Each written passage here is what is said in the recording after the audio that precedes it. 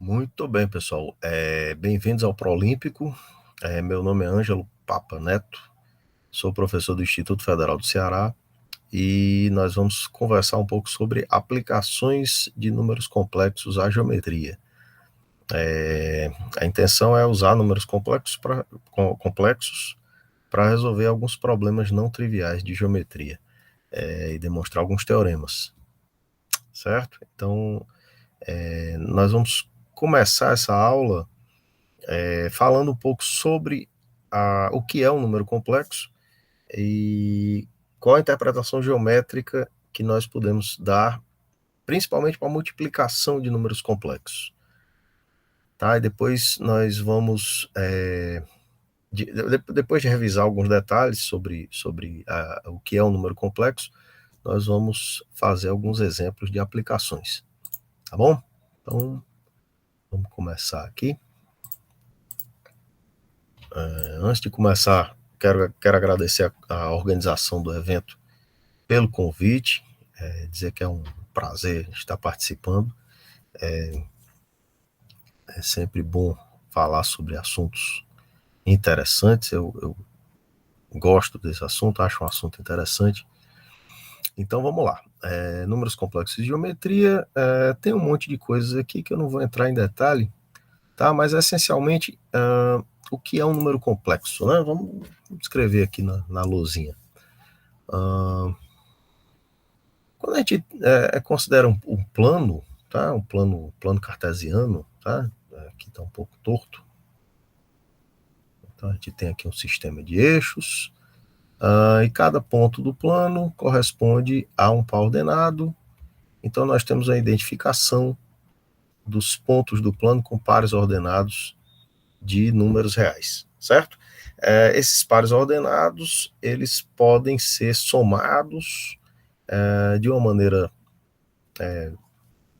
mais ou menos conhecida aqui, né? Então nós podemos somar dois pares ordenados coordenada a coordenada, e nós podemos multiplicar um par ordenado por um número real, também multiplicando esse número coordenada a coordenada.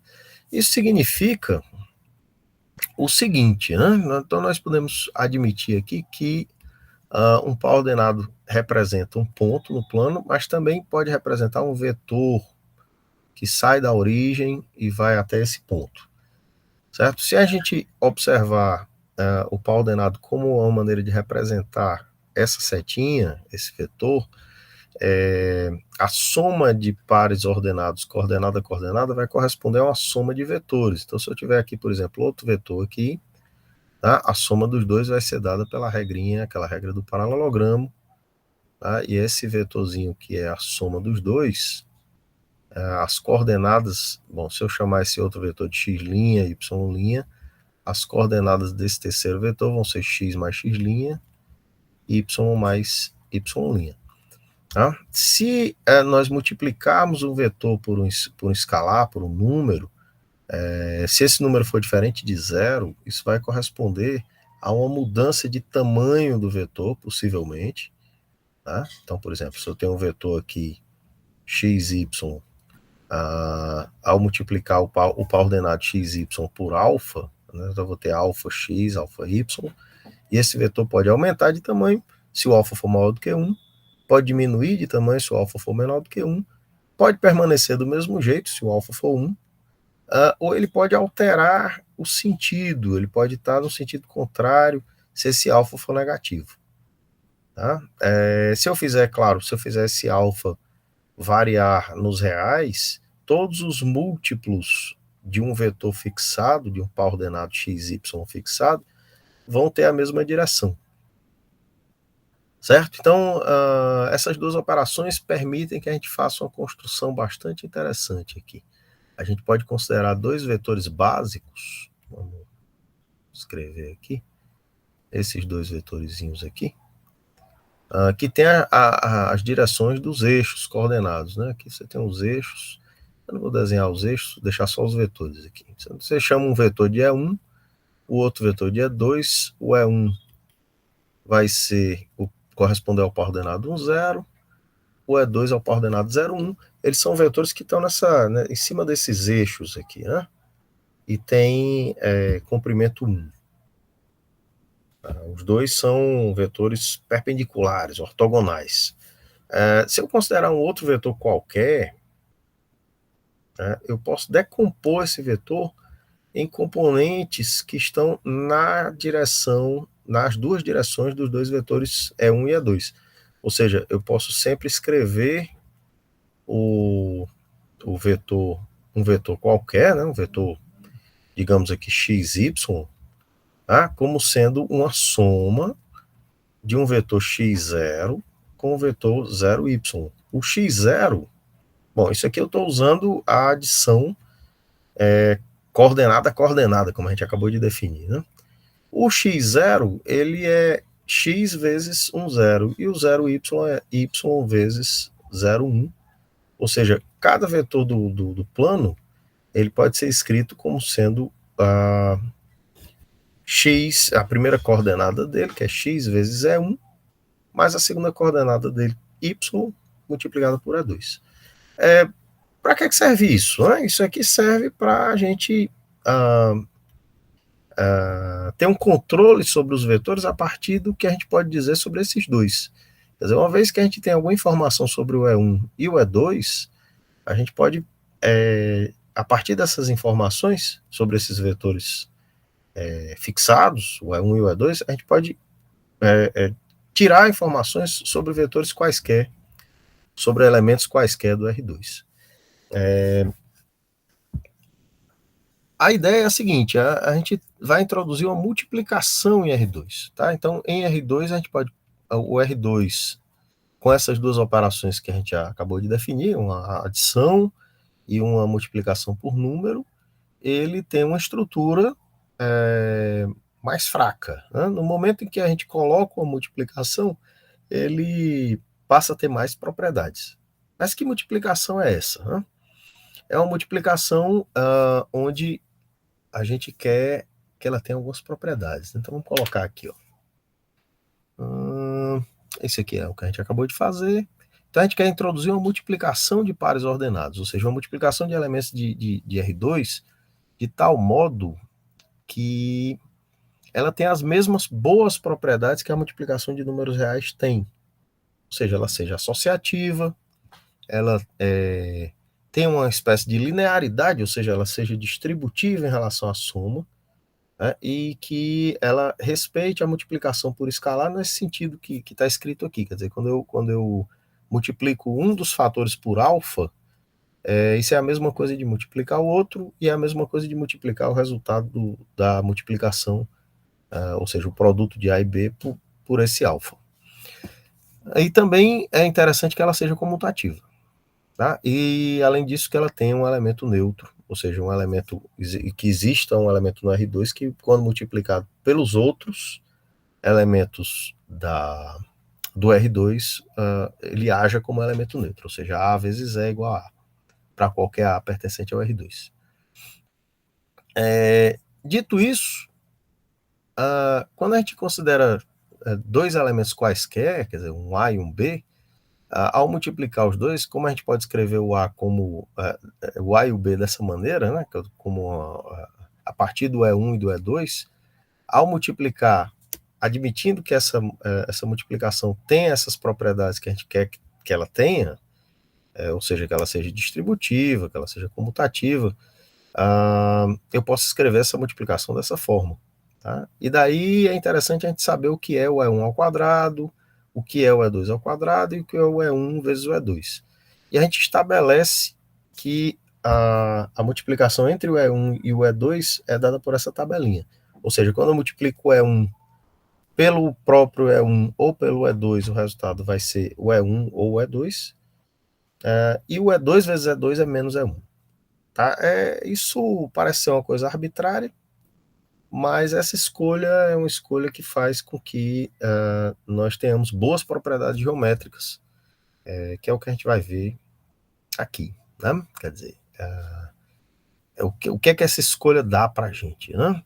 O E1, ele passa a agir como elemento neutro, porque o E1 multiplicado por qualquer elemento, vamos lá, quando a gente diz que o E1 vezes E1 é o próprio E1, e o E1 vezes E2 é o E2, quando eu multiplico E1 por um XY qualquer, isso é 1 vezes X é 1 mais Y é 2, mas aí isso aqui vai ser E1 vezes X é 1, mais E1 vezes Y é 2, mas o E1 age como elemento neutro. Se ele age como elemento neutro, eu não preciso me preocupar aqui, isso aqui vai ser o próprio X é 1 mais Y é 2, ou seja, vai ser o próprio par ordenado XY, então ele age como elemento neutro sobre qualquer par ordenado.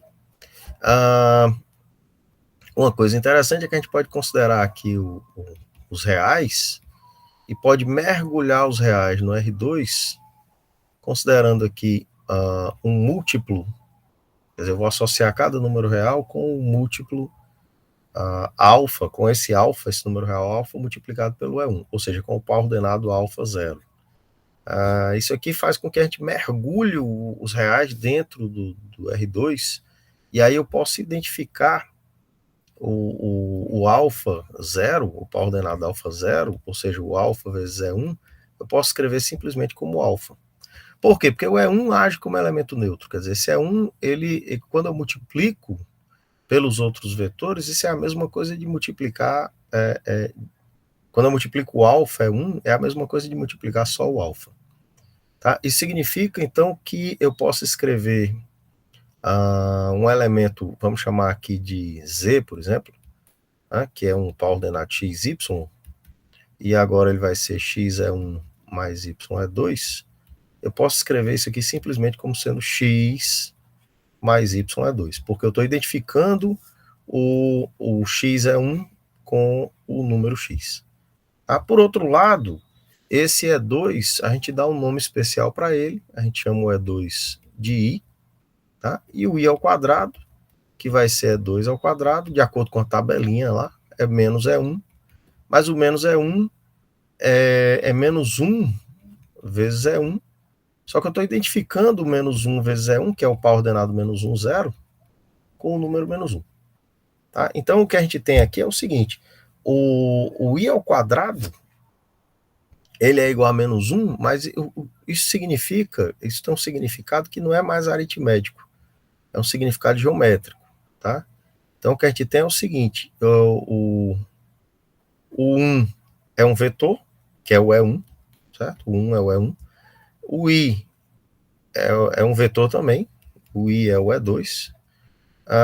Quando eu multiplico o 1 pelo I, o resultado é I. O que é que significa geometricamente isso? Significa que eu estou fazendo uma rotação de 90 graus em torno da origem desse vetor que está deitado aqui do 1, e ele está se transformando no vetor I. Quando eu multiplico de novo por I, o que é que acontece? Eu estou fazendo mais uma rotação de 90 graus em torno da origem, no sentido anti-horário, e esse vetor I, ele passa a ser o I ao quadrado, mas o I ao quadrado agora vai ser obtido a partir do 1, girando 2 vezes 90 graus, ou seja, girando 180 graus, o que significa que esse vetor I ao quadrado é o oposto do E1, ou seja, é o menos 1. Então, o significado desse I ao quadrado igual a menos 1, ele passa a ser um significado geométrico. Quando a gente multiplica um número complexo por I, o que a gente está fazendo é uma rotação de 90 graus em torno da origem, no sentido anti-horário. Tá? Isso vale para qualquer outro vetor. Né? Então, vamos desenhar aqui, por exemplo, fazer um pouquinho mais para cá. Se a gente tem, por exemplo, esse vetorzinho aqui, que tem abscissa x, ordenada y, e aí eu multiplico, bom, na verdade esse é um número complexo, é o par ordenado xy, que agora é o número complexo x mais y vezes i. Por quê? Porque esse aqui é x vezes E1, que eu estou identificando com x, mais y vezes E2, mais o E2 eu estou chamando de i. Certo? Então, essa maneira de escrever um número complexo, isso aqui significa simplesmente o par ordenado x, y, só que é um par ordenado que eu posso multiplicar. Né? E multiplicar levando em consideração que essa multiplicação tem as boas propriedades que a gente espera que a multiplicação tenha. Ela é distributiva, ela é associativa, ela é comutativa, e esse i ao quadrado é igual a menos 1. O significado disso é geométrico. I ao quadrado igual a menos 1 significa que a multiplicação por i é uma rotação de 90 graus. É o que vai acontecer aqui. Ó. Vamos lá. Quando a gente multiplica, vamos botar o y aqui. Quando a gente multiplica esse número por i vezes z, é i vezes x mais yi, ou seja, vai ser i vezes x mais i vezes x mais i vezes yi, ou seja, menos y, porque o i ao quadrado é menos 1, mais x vezes i. Então, aqui aparece menos y, aqui aparece x, e esses dois vetores são perpendiculares, tá? São ortogonais. Por que eles são ortogonais? Porque que o z e o i vezes z são ortogonais. Porque se eu encarar como pares ordenados, quando eu calculo o produto escalar dos dois, o resultado é zero. Esse aqui vai ser x vezes menos y, mais y vezes x, e isso dá zero. Aí o produto escalar, ele detecta ortogonalidade. Se o produto escalar for zero, os dois vetores são ortogonais. Isso já pode ser usado para resolver alguns problemas, tá? Então, por exemplo, aqui tem outras coisas que eu já falei, né? Por exemplo, esse probleminha aqui. Seja A igual a 2 ao pó ordenado 2, 3 e B igual a menos 1, 4. Eu estou assumindo que A e B são vértices adjacentes de um quadrado e eu quero determinar os outros dois vértices desse quadrado. Então, vamos resolver esse probleminha. Vamos desenhar aqui para a gente ter uma ideia do que é que vai acontecer aqui. Digamos aqui 2, 3, então tem um ponto aqui, e o outro é o ponto menos 1, 4. Ponto menos 1, 4. Vamos. Menos 1, 4. Tá aqui ele. Então temos aqui o ponto 2, 3, o ponto menos 1, 4. Esse aqui é o A, esse aqui é o B. Certo? Então, o A, que é o ponto 2, 3, é o pó ordenado 2, 3, eu vou escrever como sendo um número complexo. Número complexo 2 mais 3i. O B, que é o menos 1, 4, também eu vou escrever como número complexo menos 1 mais 4i. Tá?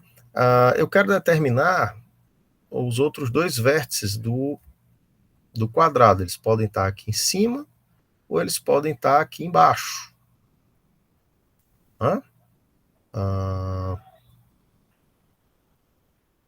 Claro, isso aqui é só um desenho meio tosco, né? Mas como é que a gente consegue determinar esses outros dois pontos?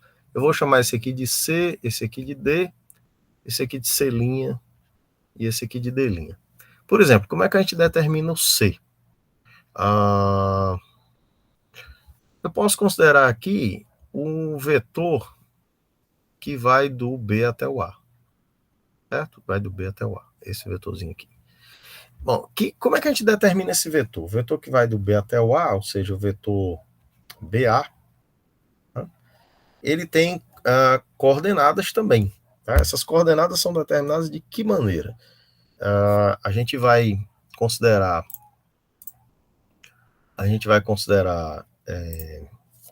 as coordenadas do A e as coordenadas do B e vai fazer a diferença. Por quê? Porque o vetor BA ele corresponde ao deslocamento que eu tenho que fazer do ponto B para chegar ao ponto A. Então, se eu considerar as coordenadas do A menos as coordenadas do B, eu vou obter as coordenadas do vetor BA.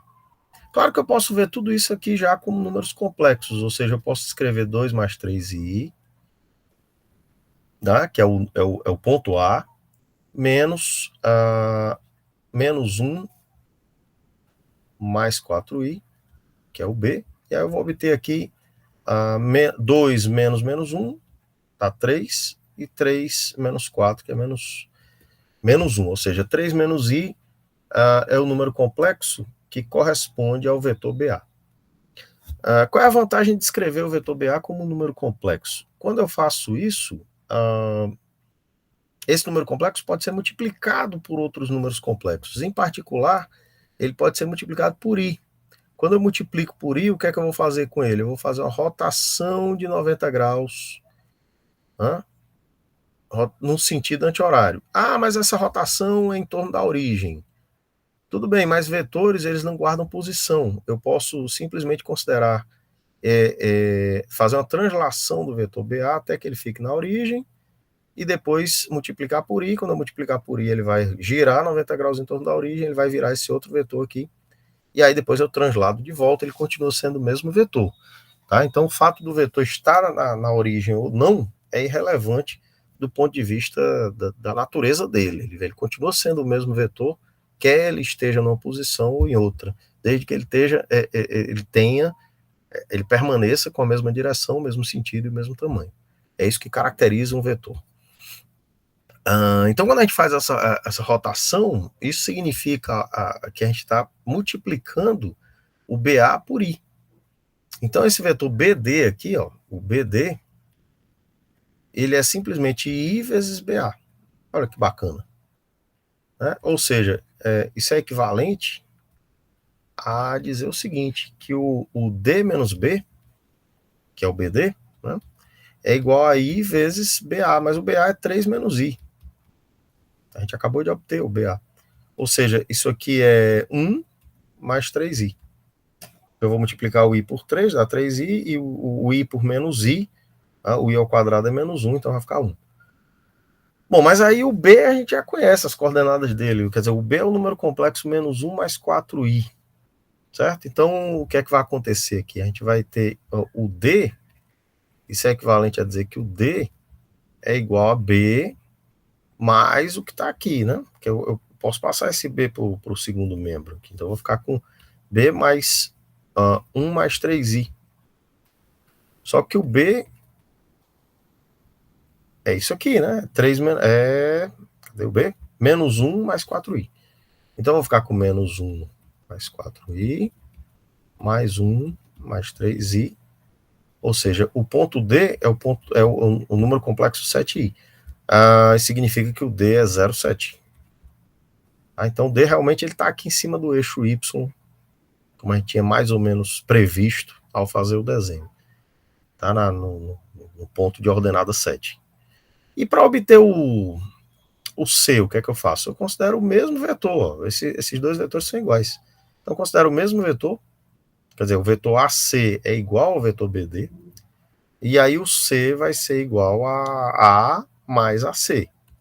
Certo? Então o C, ele vai ser A mais esse vetorzinho que apareceu aqui, né? Quer dizer, esse vetorzinho que apareceu aqui, que é o BD, né? Que é I vezes BA, quer dizer, o vetor BA girado 90 graus no sentido anti-horário, tá? Um giro de 90 graus, ele vai ser o 1 mais 3i. Então, o que eu vou fazer aqui é somar o A com 1 mais 3i de novo. Só que o A é 2 mais 3i, não é isso? O A é o ponto 23.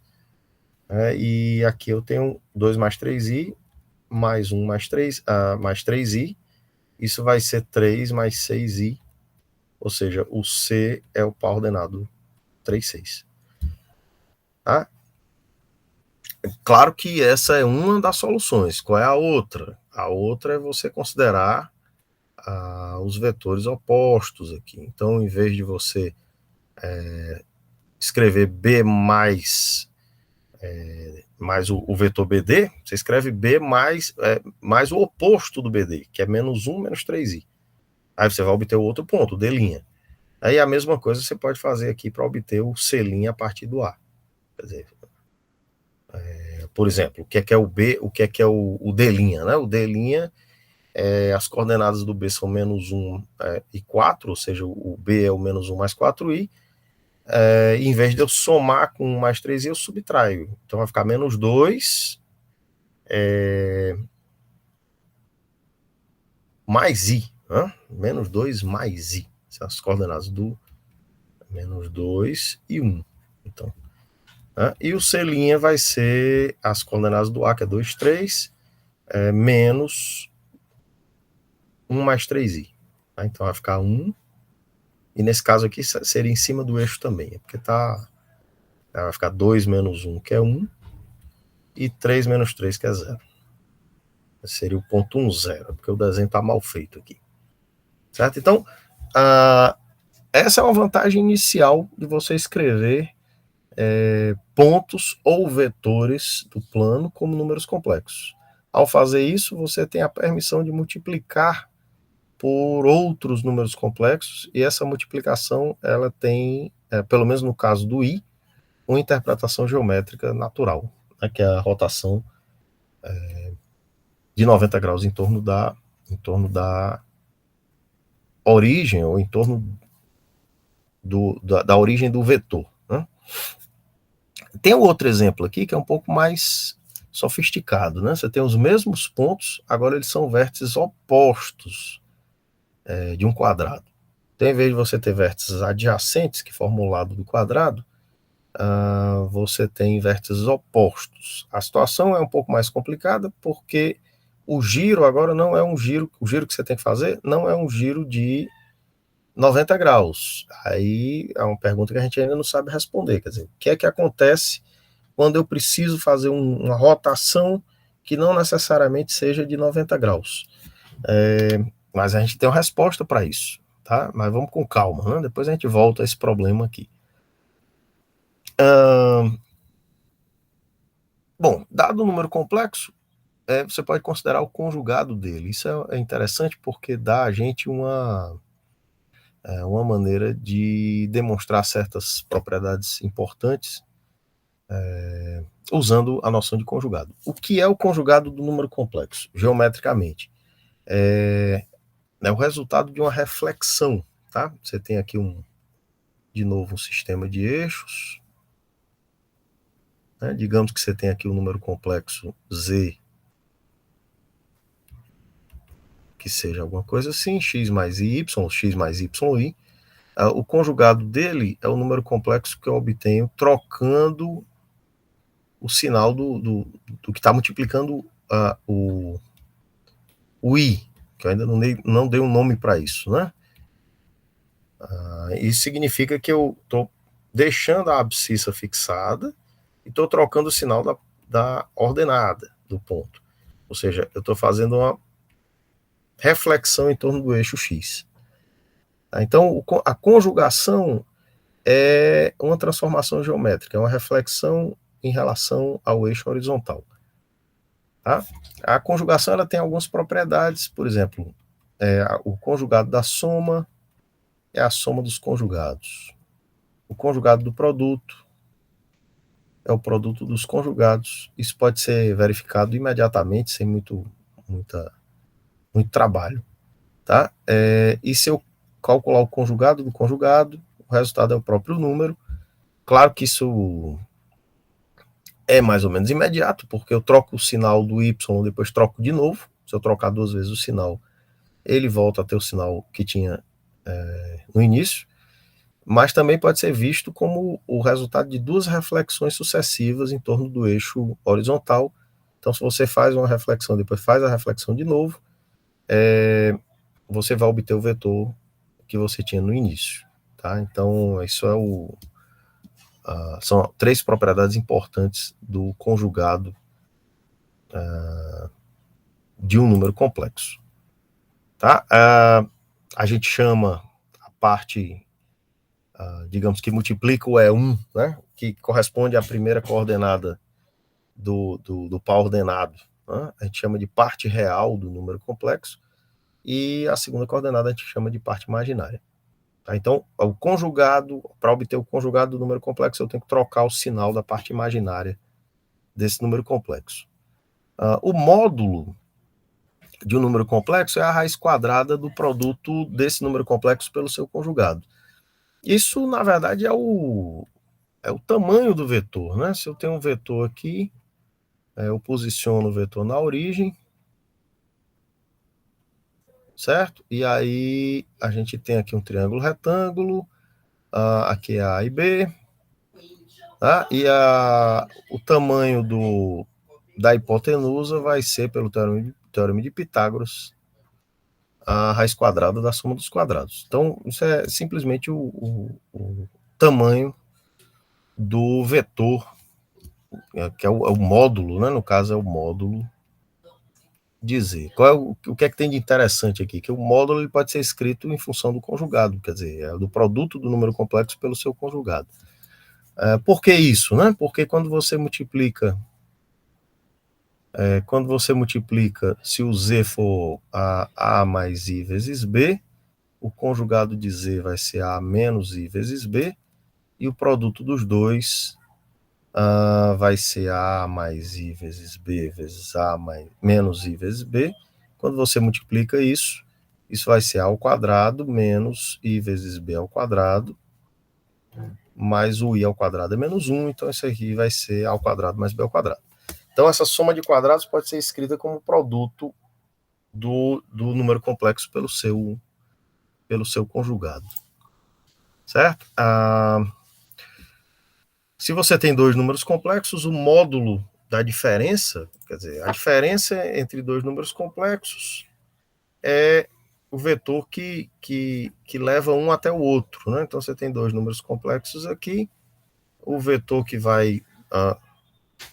Você tem um A e você tem um B, o vetor que vai do A até o B é o B menos A.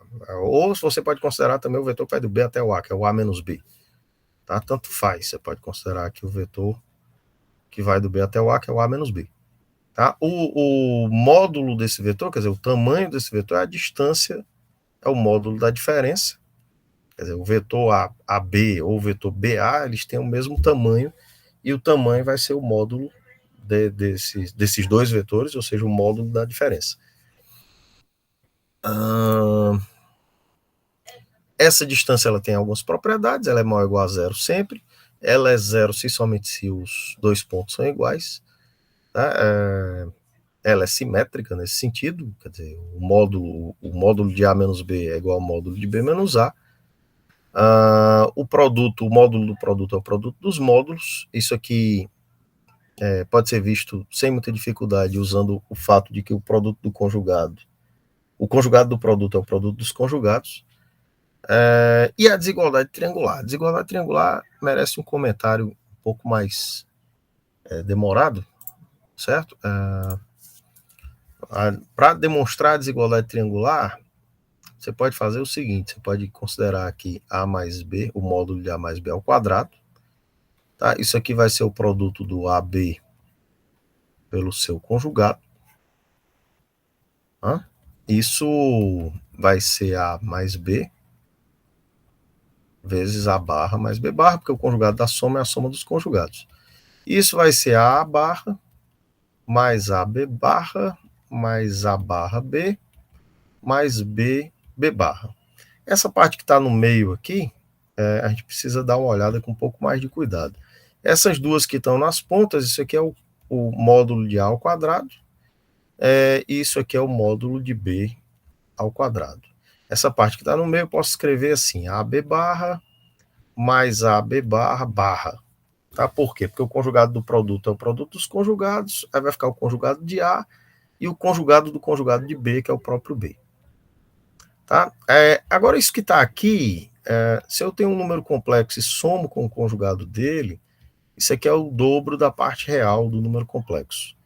Isso não é difícil de ver. Se você tem aqui o número complexo Z e o conjugado dele, se você soma os dois, a parte imaginária vai ser cancelada e você vai ficar com 2x, é exatamente o dobro da parte real. Isso vai acontecer aqui também, né? Então, se você tem aqui o AB barra mais AB barra barra, isso aqui vai ser o dobro da parte real do AB barra. Só que a parte real de um número complexo, que no caso aqui é o x, com aquela anotação da página anterior, isso é menor ou igual que o módulo, o valor absoluto de x.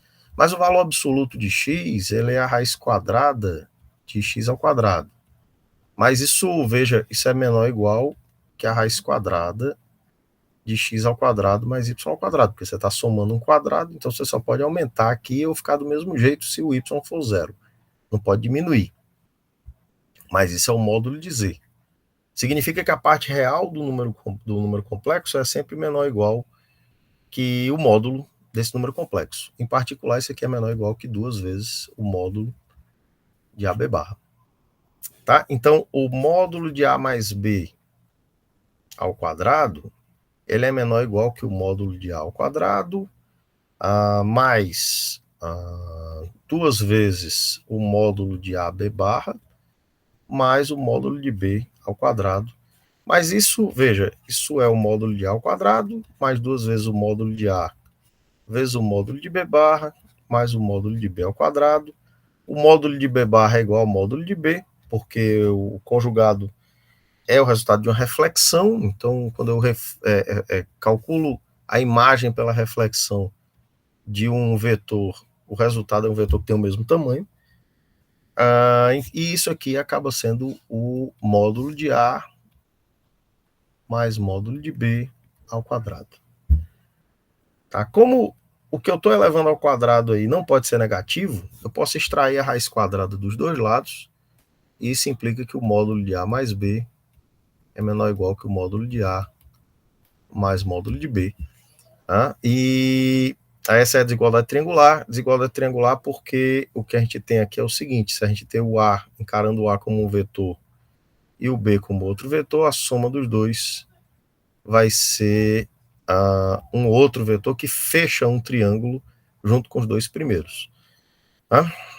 E daí o nome triangular, porque o que a gente tem aqui é um triângulo e o significado geométrico disso é que a menor distância entre dois pontos, o ponto de partida e o ponto de chegada, é realizada quando você segue em um segmento de reta, né? Quer dizer, um pedaço de reta. Se você sair dessa reta e fizer esse zigue-zague aí que a gente está fazendo quando usa o vetor A e depois o vetor B, em geral a gente vai ter um caminho mais longo. A igualdade ocorre aqui, né, se somente se esses dois vetores têm a mesma direção e o mesmo sentido. Ou seja, ocorre a igualdade, isso é importante, se somente se o A e o B têm a mesma direção e o mesmo sentido. Ou seja, quando eu dividir o A pelo B, o resultado vai ser um número real positivo. Tá? Número real positivo porque o que significa esse A dividido por B? O A dividido por B, em geral, ele é um número complexo, tá? Porque a gente pode dividir um número complexo por outro. Eu não comentei isso antes, né? Mas se você tem um número complexo x mais y, o inverso, e se esse número complexo não é zero, o inverso dele pode ser calculado assim, ó. Você pode multiplicar pelo conjugado,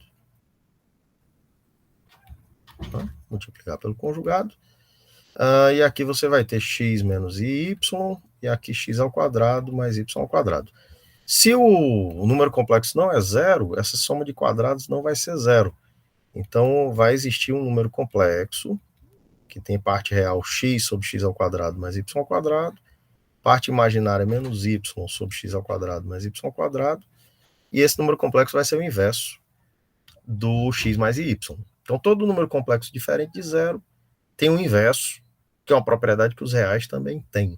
Então, você pode dividir um número complexo por outro que não é zero.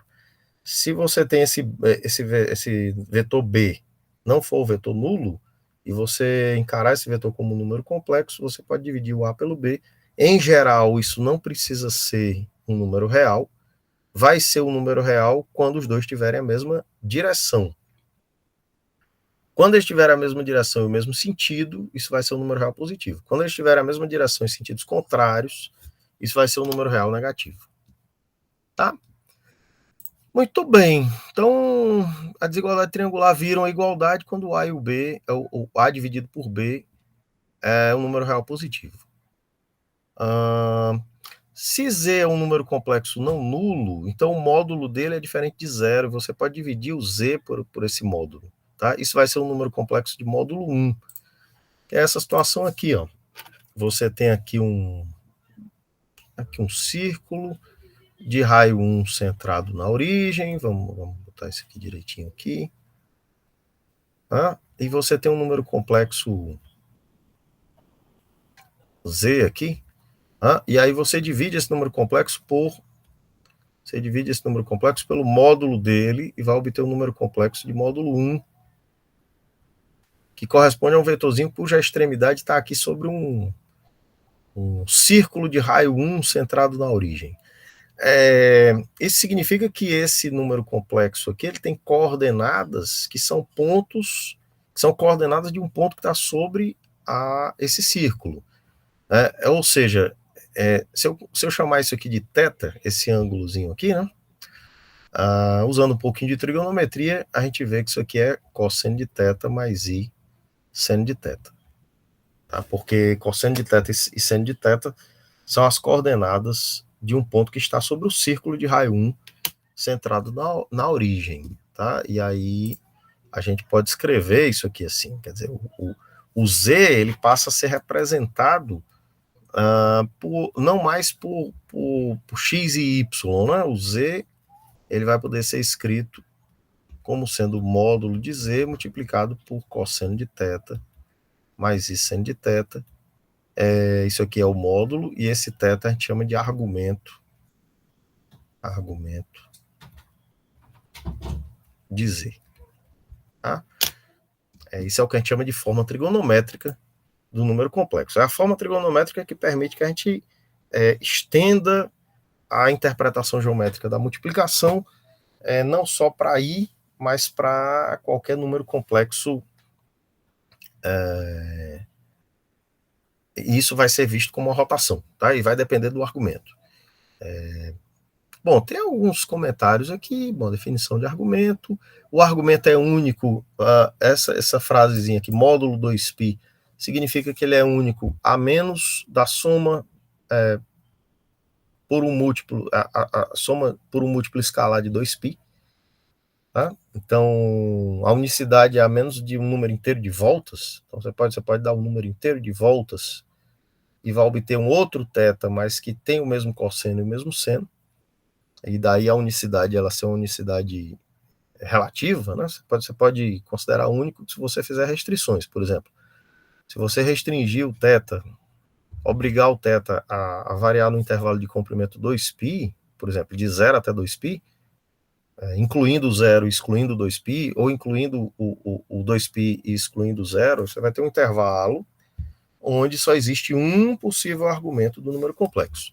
Se você libertar esse θ para ser qualquer número real, aí vai existir uma família inteira de possibilidades para o argumento. Quer dizer, o argumento ele pode ser, no caso em que você deixa isso livre, ele pode ser qualquer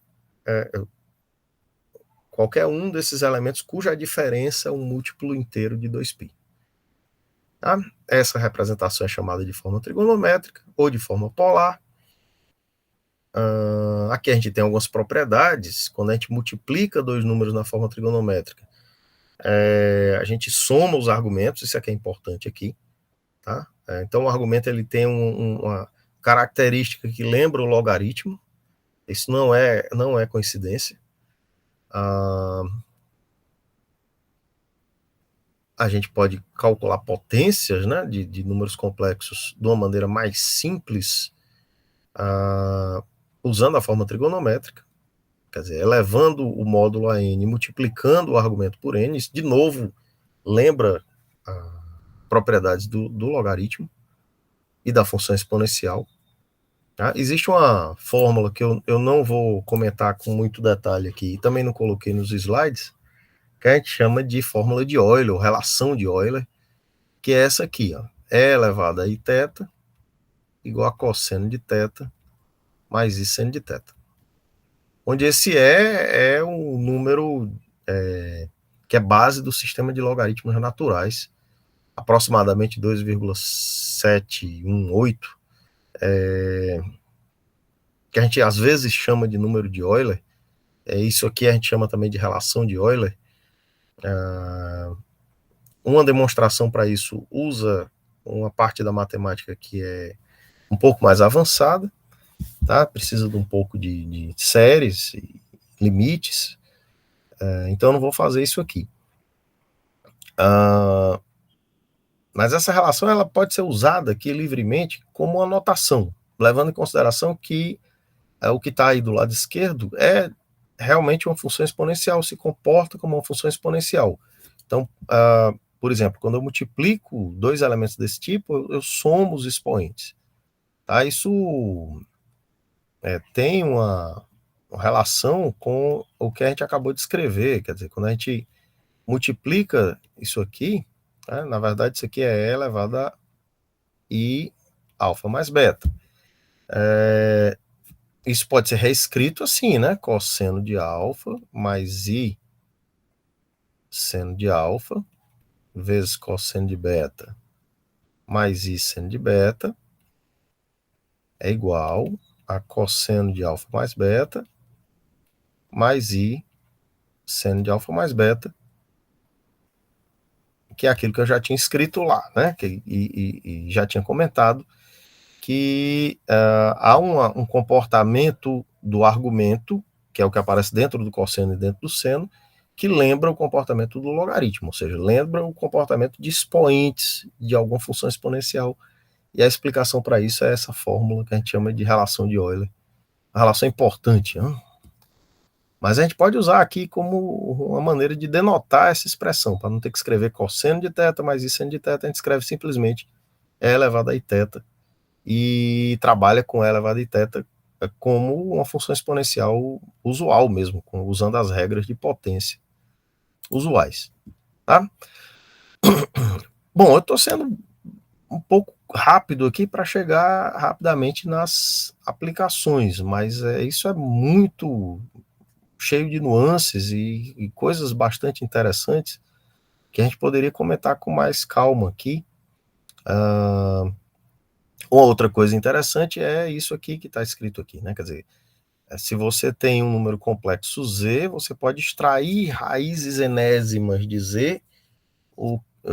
Essa nomenclatura significa aqui o seguinte: extrair uma raiz enésima é descobrir uma raiz da equação x elevado a n igual a z. Tá?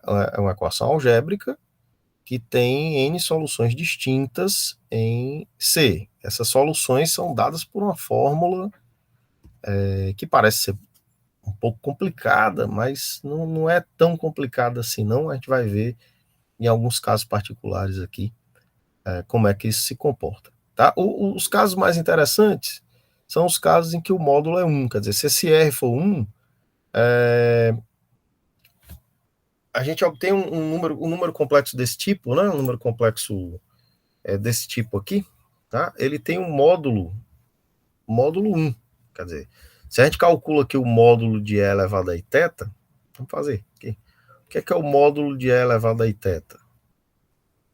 Ele é a raiz quadrada da parte real dele, que é cosseno de θ, então quadrado, mais a parte imaginária ao quadrado, e a gente sabe que isso aqui é 1. A relação fundamental da trigonometria diz que o cosseno ao quadrado mais o seno ao quadrado é 1.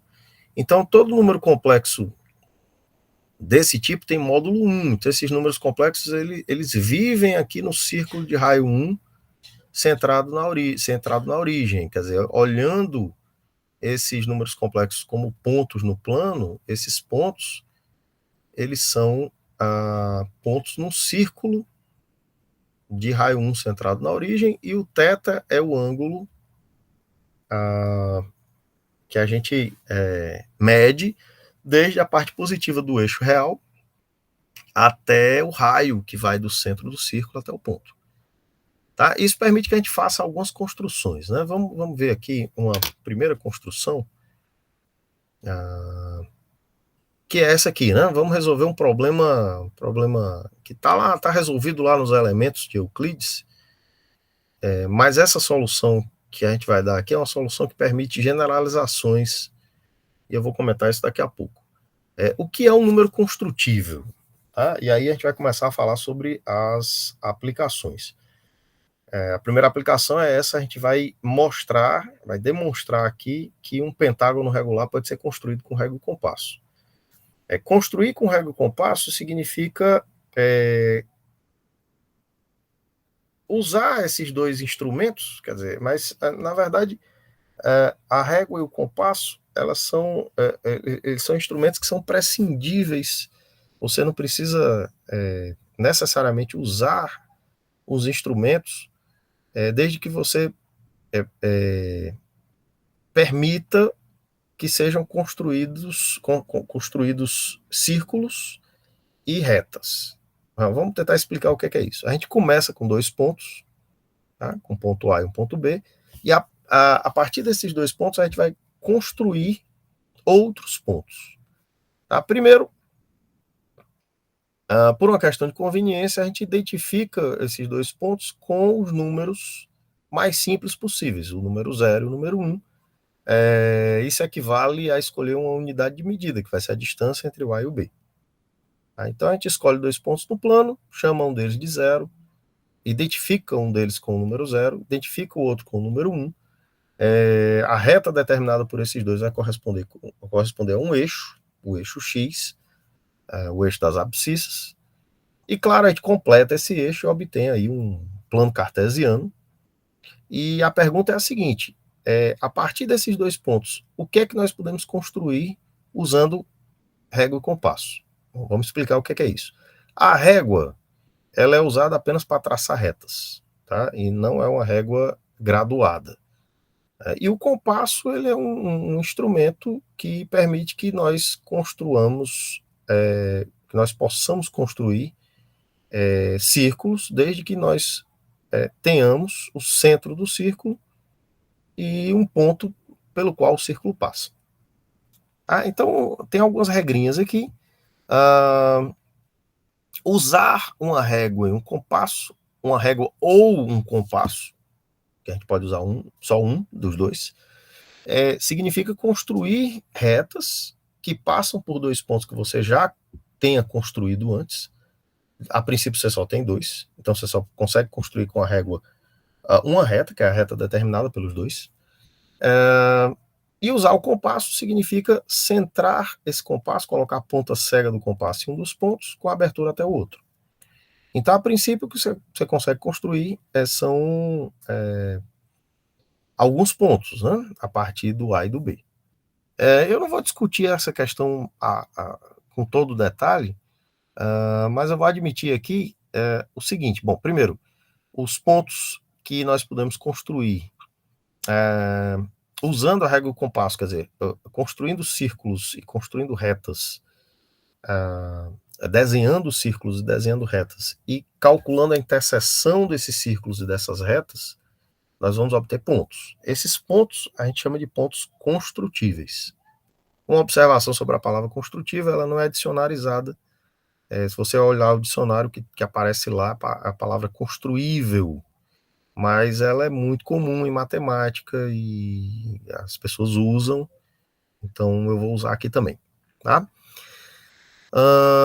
Então, uma afirmação é que todos os números racionais são construtíveis. Isso requer demonstração, mas eu não vou fazer aqui, certo? Outra afirmação interessante, importante, é que se eu tenho uma equação quadrática onde os coeficientes são números racionais, as raízes dessa equação quadrática são números construtíveis também. Isso porque as raízes elas são determinadas a partir dos coeficientes usando uma fórmula que a gente conhece, né? Aquela fórmula onde aparecem operações elementares e aparece a raiz quadrada de um discriminante, que a gente chama de delta, né? Então, a única coisa que aparece além das operações elementares é a extração de uma raiz quadrada. Essa extração de raiz quadrada, se você tem números que já são construtíveis, ao extrair a raiz quadrada desses números, você também vai ter um número construtivo. Vamos explicar o porquê. Você pode considerar aqui uma reta. Se você considerar aqui A e B, dois números ou dois segmentos cujas medidas são números construtíveis, quer dizer, você marca aqui numa reta essas medidas, né? Você pode considerar aqui o ponto médio, isso pode ser obtido usando o régua e compasso, e você pode traçar aqui um semicírculo, não está legal, mas vamos supor que isso aqui é um semicírculo, cujo centro é esse pontinho aqui, quer dizer, um semicírculo cujo diâmetro é A mais B. Se a gente levantar aqui uma perpendicular, o que é possível fazer com régua e compasso também, né, uma perpendicular pelo ponto que divide os dois segmentos, um ponto onde eles se encontram, essa altura aqui é a raiz de A vezes B, que é a média geométrica, né, de A e B. Em particular, se o A for 1, a raiz de AB é a raiz de B. Então, se a gente tem um número construtível, a raiz quadrada dele também é. O que é que significa isso? Significa que quando a gente considera as raízes de equações quadráticas, essas raízes, elas vão ser, se os coeficientes forem números racionais, elas também vão ser construtíveis. Mais ainda, se A, B e C são números construtíveis, e eu considero uma outra raiz, uma outra equação quadrática, essa equação quadrática também, cujos coeficientes são números construtíveis, as raízes também vão ser construtíveis. Então, sempre que eu obtiver um número complexo, que é raiz de uma equação quadrática, onde os coeficientes são números racionais, ou são números que já foram construídos a partir dos racionais, esse número complexo é construtível. Tá? O que significa que eu posso construir com régua e compasso. Usando essas informações, a gente vai mostrar que o pentágono regular pode ser construído com régua e compasso. Olha que interessante, né? Como é que a gente faz isso? Vamos lá.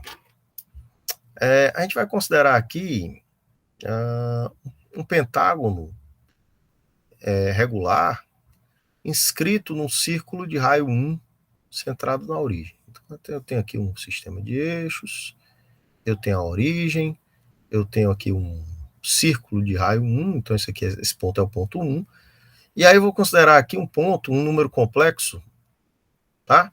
Cujo argumento, tá? Esse número complexo ômega, ele tem argumento 2π sobre 5. Por que 2π sobre 5? Porque é exatamente a quinta parte da volta completa, né? Então, o que a gente vai fazer aqui? A gente vai considerar os outros vértices, já que o polígono é regular, esses vértices estão igualmente espaçados aqui. Tá? Bom, tem que ter um pouco de boa vontade aqui com o desenho. E vai aparecer aqui uma figura que é um pentágono regular. Né? Esse pentágono regular, ele... Vou tentar melhorar o desenho aqui. Bom, esse pentágono, se eu conseguir construir esse ômega, tá? Automaticamente eu consigo construir o pentágono todo, porque se eu tiver um ponto aqui, quer dizer, o ômega corresponde a esse ponto. Se eu tiver esse ponto, como eu tenho já de início o ponto 1, eu posso centrar o compasso no 1 com a abertura até ômega e ir marcando os outros pontos aqui com a mesma abertura, porque o arco tem a mesma abertura. Certo? Então, o meu objetivo é mostrar que esse ômega pode ser construído com régua e compasso. Esse ângulozinho aqui é o 2π sobre 5. Se a gente elevar o ômega ao quadrado, o módulo continua sendo 1, tá? E o que é que vai acontecer? Eu vou multiplicar o argumento por 2, então vai ser 4π sobre 5, o argumento. Tá? E aí, 4π sobre 5 significa que eu girei mais um gomo aqui. Então, o ômega ao quadrado ele está aqui. Tá? A quinta parte e depois mais a quinta parte do círculo. E eu continuo com isso. À medida que eu calculo potências do ômega, eu vou obtendo os vértices do pentágono regular. Até que eu chego aqui no ômega elevado a 5. Né? O ômega elevado a 5 é 1. E aí eu retorno para o vértice inicial e tudo se repete. Então, eu só vou ter novidades aí ao calcular as potências até 4. Tá? A partir da potência de expoente 5, há uma repetição do que eu já tinha antes, tá? Dos vértices do pentágono. Mas o que é que tem de interessante aí? O que tem de interessante aqui, a princípio, é que o ômega elevado a 5 sendo 1, eu tenho essas identidades aqui. O ômega ao quadrado vezes ômega terceira é 1, então um é inverso do outro. Quer dizer, o ômega terceira é o inverso do ômega ao quadrado.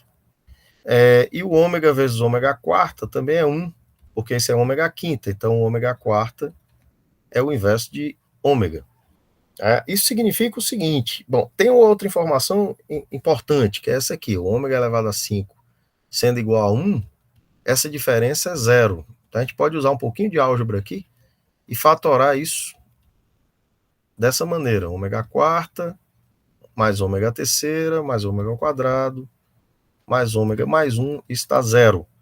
Como o ômega obviamente não é 1, ele é outro ponto, é diferente de 1, esse ômega menos 1 é diferente de zero. Então posso dividir por ômega menos 1 e a gente vai ter essa identidade aqui, ômega quarta mais ômega terceira mais ômega ao quadrado mais ômega mais 1 igual a zero. Bom, mas nesse ponto a gente vai usar essa informação que a gente tem aqui, que o ômega terceiro é o inverso do ômega ao quadrado, que o ômega quarto é o inverso do ômega. Então o que a gente tem aqui é que 1 sobre ômega mais 1 sobre ômega ao quadrado mais ômega ao quadrado mais ômega mais 1 é igual a zero. Tá? E daí a gente pode escrever isso aqui assim, ômega ao quadrado mais 1 sobre ômega, tá? Mais ômega mais 1 sobre ômega, mais 1 é igual a zero. Eu só reorganizei aqui os termos. Agora eu vou chamar isso aqui de y. Se eu chamar isso aqui de y, o y ao quadrado vai ser ômega mais 1 sobre ômega ao quadrado. E aí quando eu elevo isso ao quadrado, isso é ômega ao quadrado mais 1 sobre ômega ao quadrado. Só que a parte central aqui, que é 2 vezes o primeiro vezes o segundo, vai ser só 2, porque um é inverso do outro. Tá? Então isso significa que essa parte aqui é y ao quadrado menos 2. Ou seja, tá? Essa equação aqui, se o y é ômega mais 1 sobre ômega, y ao quadrado menos 2 mais y mais 1 é igual a zero. Então o que a gente tem aqui é que y ao quadrado menos 2 mais y mais 1 é igual a zero.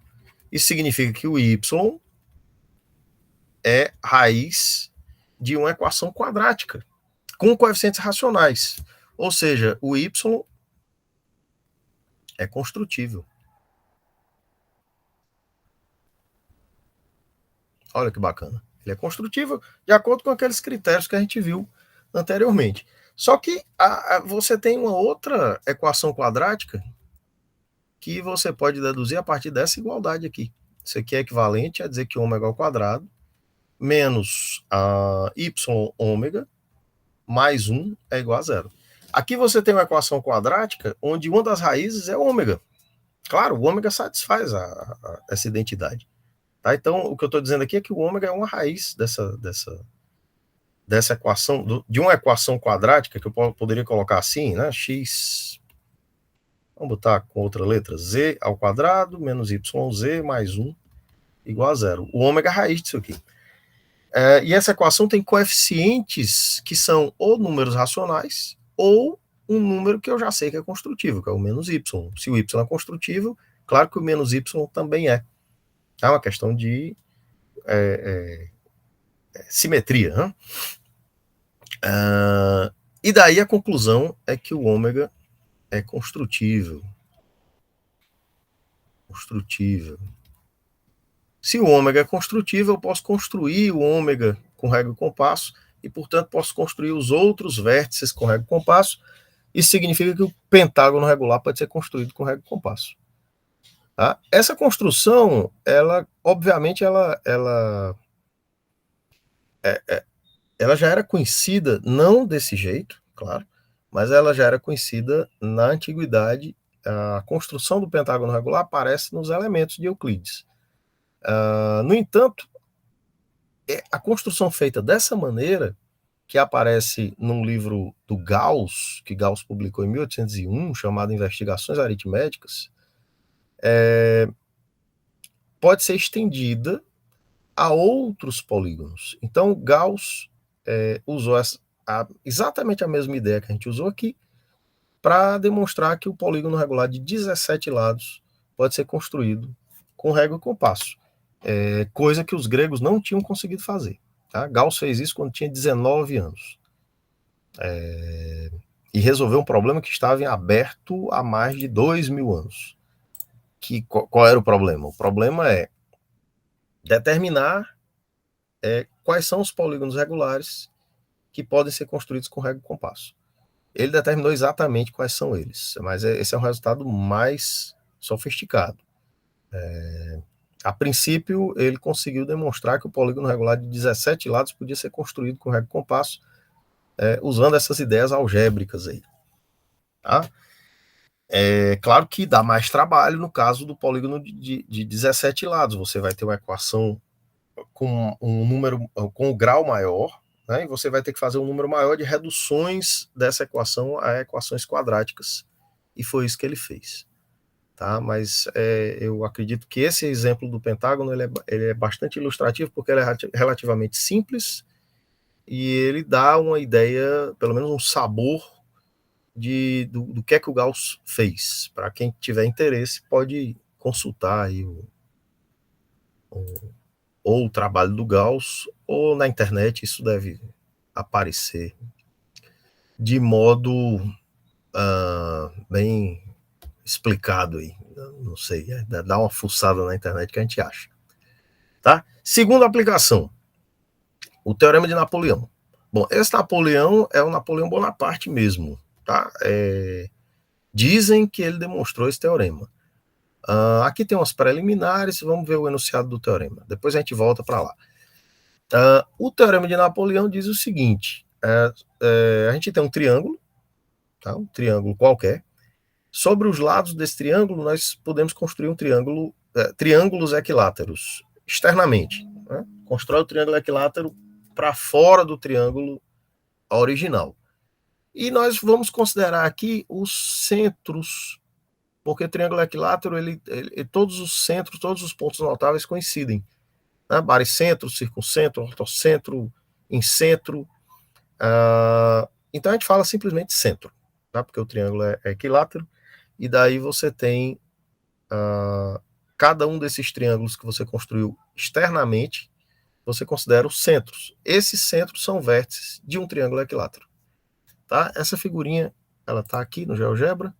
Tá? É muito curioso porque, embora o triângulo original mude, inclusive se degenere, aqui, o triângulo que a gente obtém a partir dos centros, né, dos três triângulos que a gente constrói, ele é sempre equilátero. Sempre equilátero. Tá? Como demonstrar isso? Essa é uma aplicação, digamos, canônica, algo que aparece sempre que se fala de números complexos em geometria. E aí a gente volta para cá e vai dar uma olhadinha nessas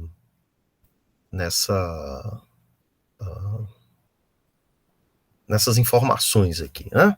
Aqui, de novo, a gente tem uma construção parecida com aquela do pentágono, só que agora a gente tem, em vez de um pentágono, um triângulo equilátero, tá? E esse número complexo aqui é o número menos 1/2, mais I vezes raiz de 3 sobre 2. Isso, o menos 1/2 é o cosseno de 120 graus, raiz de 3 sobre 2 é o seno de 120 graus, 120 graus é 2π sobre 3, é um terço da volta toda, 360 dividido por 3. Tá? Esse número complexo, o ômega, ele satisfaz essa equação, ômega ao quadrado mais ômega mais 1 igual a 0. A justificativa para isso é parecida com a do pentágono, né? Você tem aqui o ômega a terceira igual a 1. Isso é equivalente a dizer que o ômega a terceira menos 1 é igual a zero, você fatora, tá? Você vai ter ômega menos 1, e aqui ômega ao quadrado mais ômega mais 1 igual a zero. Claro que isso aqui é diferente de zero, porque o ômega não é 1, tá? Então isso aqui é equivalente a dizer que ômega ao quadrado mais ômega mais 1 é igual a zero. Claro que quando você resolve isso aqui, usando a fórmula com discriminante, você vai retornar para cá, você vai retornar para cá, você vai obter isso aqui, tá? Isso aqui como raiz. Tá? Então, quando a gente tem esses vértices do triângulo equilátero, a gente pode escrever essa identidade, tá? Que é uma identidade parecida com a que apareceu lá no caso do pentágono, só que lá o polígono, o polinômio tinha grau 4, em vez de grau 2. E aí vem uma informação aqui que é interessante, que é o triângulo ABC equilátero, se somente se uma dessas duas situações acontece. A mais B ômega mais C ômega ao quadrado é igual a zero, ou A mais B ômega ao quadrado mais C ômega é igual a zero. Vamos ver, né? Vamos ver o que é isso. Vamos fazer a conta. Então, você tem aqui A mais B ômega mais C ômega ao quadrado igual a zero. Isso é equivalente a quê? Isso é equivalente a escrever A mais B ômega mais C. O que é que eu sei sobre o ômega? Que ômega ao quadrado mais ômega mais 1 é igual a zero. Então, o ômega ao quadrado é menos ômega menos 1. Então, posso escrever aqui menos 1 menos ômega. Isso é zero. Bom, isso é equivalente a escrever A menos C mais B menos C vezes ômega igual a zero. O que é que significa isso? Multiplicar por ômega, como o ômega tem... ele é um número complexo de módulo 1, e o argumento dele é 2π sobre 3. Quando eu multiplico o número complexo por ômega, o que é que vai acontecer? Eu vou fazer uma rotação. Quer dizer, ao multiplicar dois números complexos, eu multiplico os módulos e somo os argumentos. Só que o módulo desse ômega é 1. Então, ele não vai alterar o módulo do número complexo pelo qual ele é multiplicado. Isso significa que quando eu multiplico um número complexo por ômega, só vai haver uma alteração do argumento, ou seja, vai haver uma rotação. Isso é o que acontece lá naquele primeiro exemplo, quando eu multiplico por i. Como o módulo do i é 1, ao multiplicar por i, eu vou fazer uma rotação. Evidentemente, no caso do i, o que é que acontece? Vou colocar aqui o caso, está aqui embaixo, aqui, i é cosseno. Bom, o argumento do i é π sobre 2. O i está aqui, é esse vetorzinho aqui. Então, o argumento dele é π sobre 2. Significa que o i é isso aqui. Claro, o cosseno de π sobre 2 é 0, o seno de π sobre 2 é 1. Então, essa identidade, ela surge imediatamente. Bom,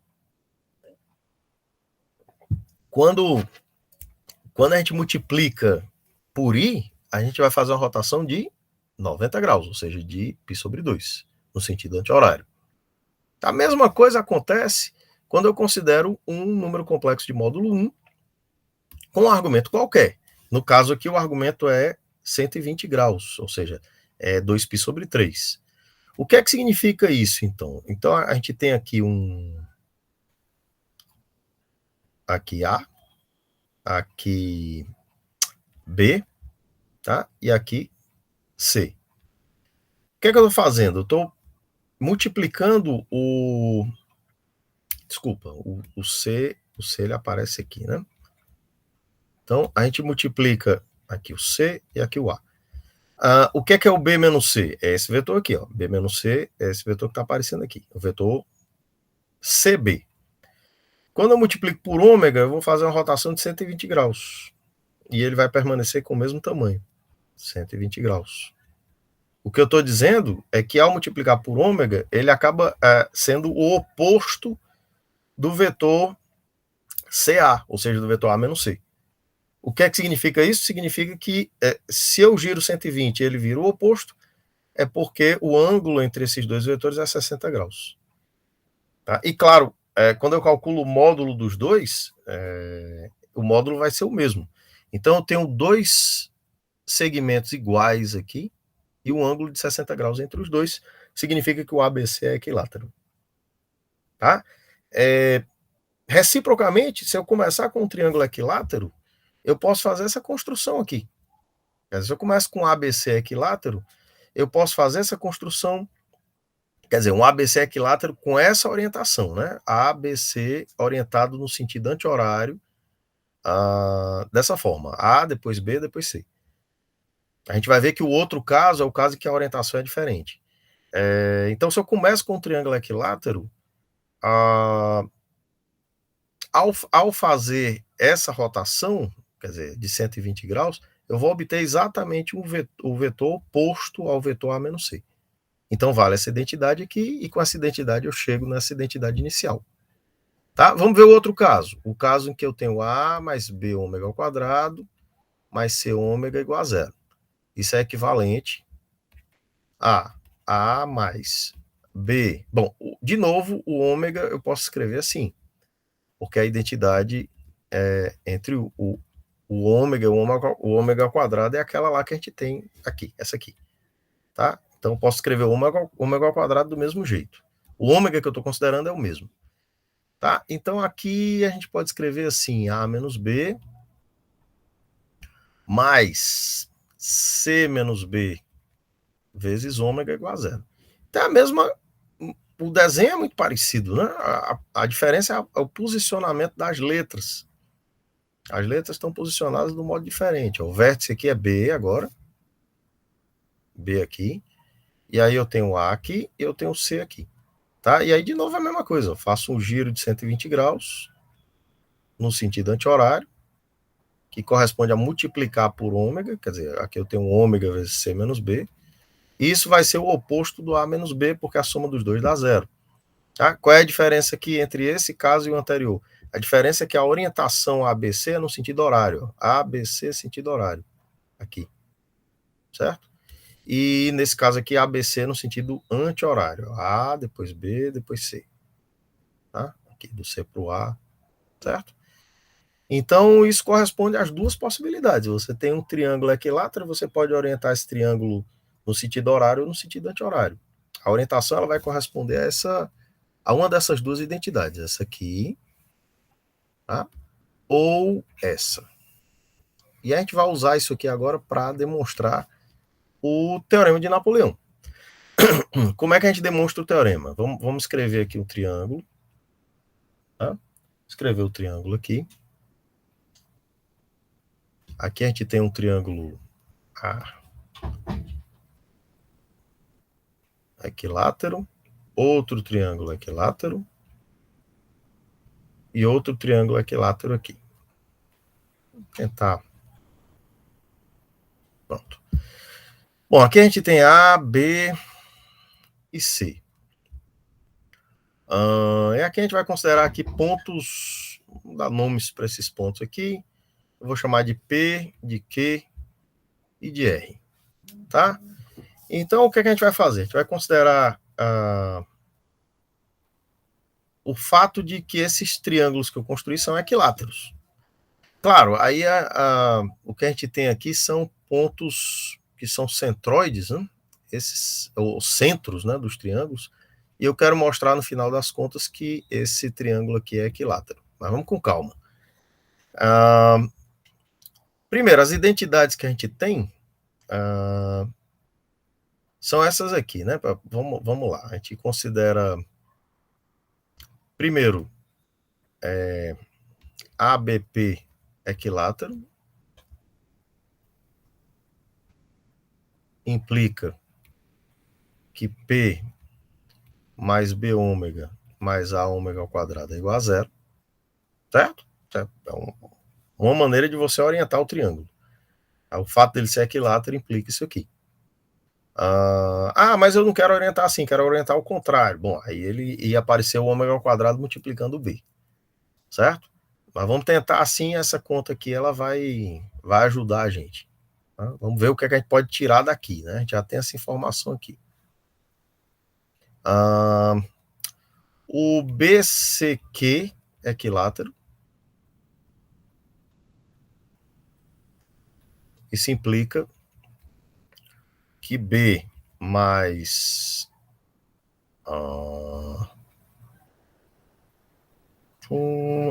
vamos assim, mais Q ômega mais C ômega ao quadrado é igual a zero.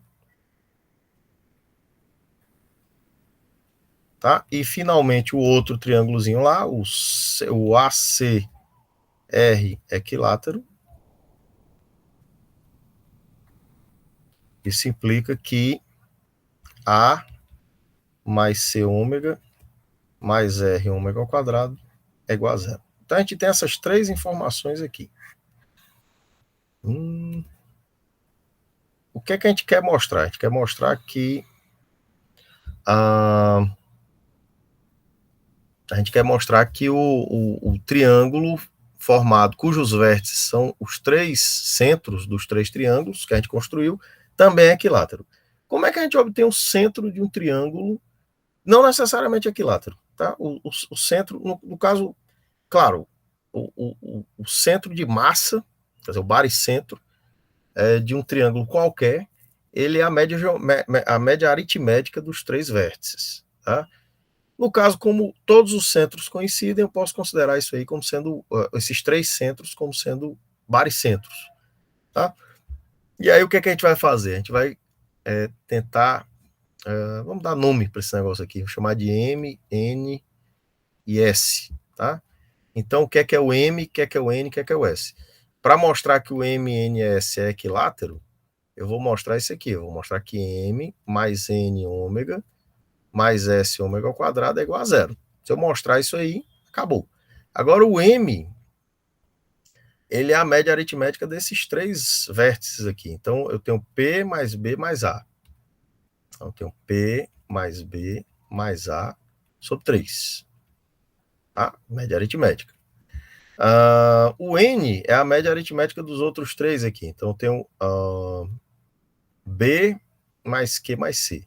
Então eu tenho B mais Q mais C sobre 3 vezes ômega. Mais o S. O S é a média aritmética dos outros três, A mais C mais R. A mais C mais R sobre 3, ômega ao quadrado. Bom, isso aqui é 1/3 vezes. O que é que vai acontecer aqui, né? A gente tem que fazer aparecer essas somas aqui, ó. Aparece o P. Será que aparece o B ômega e o A ômega ao quadrado? Vai aparecer aqui, ó. Aparece o P,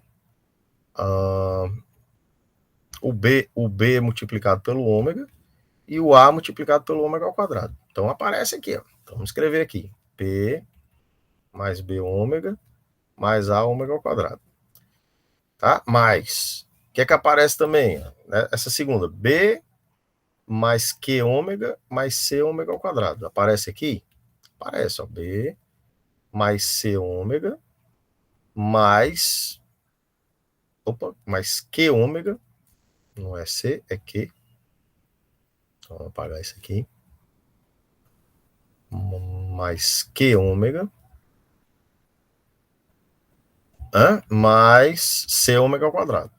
Aqui.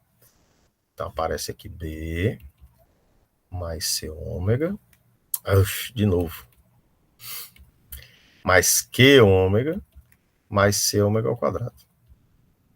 E finalmente o A, que tem que aparecer aqui no final. A mais C ômega mais R ômega ao quadrado. A mais C ômega mais R ômega ao quadrado. Pronto. A mais C ômega mais R ômega ao quadrado. A gente sabe que isso aqui é zero, que isso aqui é zero, isso aqui é zero, porque os três triângulos construídos são equiláteros. Portanto, isso aqui tudo é zero, ou seja, o triângulo formado pelos centros dos três triângulos sempre vai ser equilátero. Tá? E está demonstrado o Teorema de Napoleão. Bom,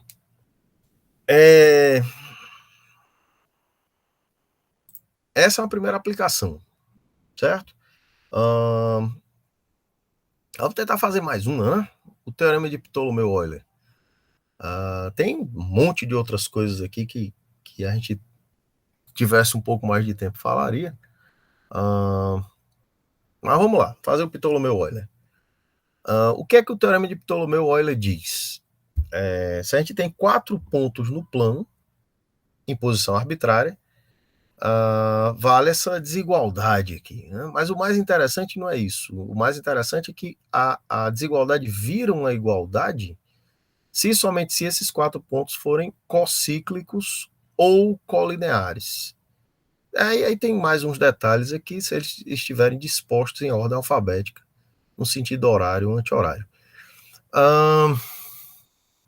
Bom, isso é uma questão de aplicar a desigualdade triangular. Tá? A desigualdade triangular, ela... Bom, vamos começar aqui. Tá? Vamos lá. Então, na verdade, esse teorema ele tem nome de 2 matemáticos que viveram muito distantes um do outro no tempo. Tá? Então, a gente tem o Ptolomeu, que viveu lá na Antiguidade, nos primeiros séculos da Era Comum, e o Euler, que é um matemático do século XVIII. O Ptolomeu, o teorema de Ptolomeu, é um teorema antigo, né, base da trigonometria, que diz que se um quadrilátero é inscrito num círculo, é inscritível, né, então nós temos uma identidade, que é essa aqui, né? A identidade é essa, um produto, a soma dos produtos dos lados opostos. Eu tenho o lado AB, o oposto é o CD, e eu tenho o BC, e o oposto é o DA ou AD. Essa soma dos produtos dos lados opostos é igual ao produto das diagonais, AC vezes BD. Ptolomeu usou isso de modo extensivo para obter teoremas que hoje são teoremas da trigonometria. Né? Em particular, ele conseguiu construir tabelas de senos usando esse teorema aí. Tá? Agora, o teorema mais geral, que é esse aqui, ele envolve uma desigualdade. Ele diz que essa soma dos produtos de lados opostos é maior ou igual, em geral é maior ou igual que esse produto das diagonais. E a igualdade ocorre somente se os pontos estão num, num círculo, né? Os pontos são cocíclicos, são 4 pontos em um mesmo círculo. Claro que tem o caso degenerado, onde eles são colineares. Muito bem, então o que a gente faz aqui? A gente considera esses pontos como números complexos. Considerando como números complexos, esses segmentos aqui, esses comprimentos de segmentos vão ser módulos de vetores. Então a gente começa com uma identidade assim, ó, A vezes B, A menos B, vezes C menos D, mais B menos C, vezes A menos D, tá? A menos D ou A D menos A? Bom, isso é igual aqui. Vamos fazer a conta. Quando a gente multiplica, a gente vai obter AC menos AD, certo? Menos BC. Porque a gente pode multiplicar, são números complexos, mais BD, tá? Mais AB, ou BA, né? Tanto faz, menos BD, menos AC, mais CD. Eu só fiz tirar esses parênteses e multiplicar olhando esses pontos agora como números complexos, já que são pontos no plano. Vai haver um cancelamento aqui, eu vou cancelar, por exemplo, o AC com menos AC, tá? O BD com menos BD.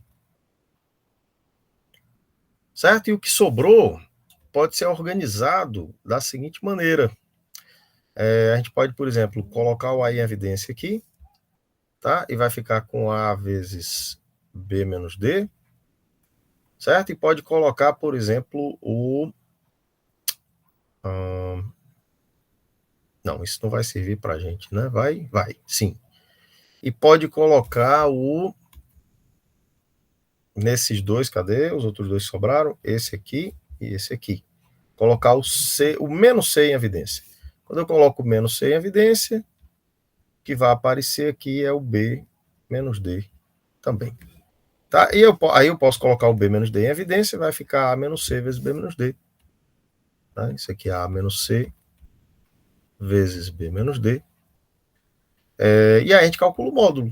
Quando a gente calcula o módulo, desse lado aqui vai aparecer o módulo do produto, que é o produto dos módulos. E do outro lado vai aparecer o módulo de uma soma. Né? Módulo de uma soma. Está aqui a soma. É esta soma que está aparecendo aqui. Tá?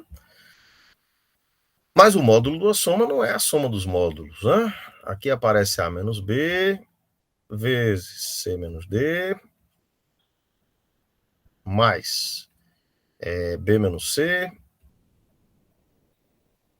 vezes A menos D. E aí eu vou usar a desigualdade triangular. Né? Isso é menor ou igual que A menos B vezes. Aí eu já vou separar aqui, onde aparecer módulo do produto, eu escrevo como produto dos módulos. E o que a gente obtém é a desigualdade, porque isso aqui é o comprimento do AB, o comprimento do CD e etc. Tá? Então a gente obtém essa desigualdade do início aqui, só aplicando a desigualdade triangular. Mas veja, a questão crucial é quando ocorre a igualdade. Né? Ocorrer a igualdade, a igualdade vai aparecer quando essa desigualdade triangular virar uma igualdade. Tá? E aí a gente já viu esse critério lá, né? Antes. Quer dizer, o critério diz o seguinte, né? O critério é esse aqui, se você tem Z mais W, isso aqui é menor do que o módulo de Z mais W, né? É menor ou igual que o módulo de Z mais módulo de W, e ocorre a igualdade,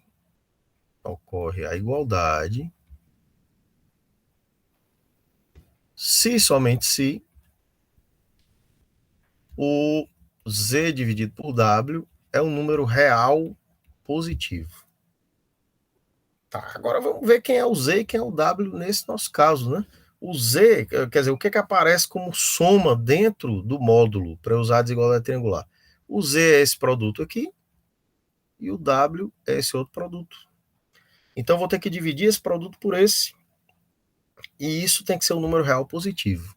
Então a gente tem que interpretar esse negócio, né? Então o que a gente tem aqui é que A menos B vezes C menos D, que é o Z, né? É o Z aqui. Dividido por B menos C vezes A menos D, B menos C vezes A menos D, é um número real positivo. Tá certo? Então, o que a gente pode fazer com isso? Vamos olhar para esse produto de outra maneira. E a gente vai usar o que a gente conhece de números complexos para tentar entender o que está acontecendo aqui. Eu vou escrever isso como uma fração, onde no numerador vai aparecer uma fração e no denominador vai aparecer uma fração. Isso pode parecer, a princípio, um pouco mais complicado, mas não vai ser. Né? Vamos ver. Aqui em cima, eu vou escrever assim. Vou escrever A.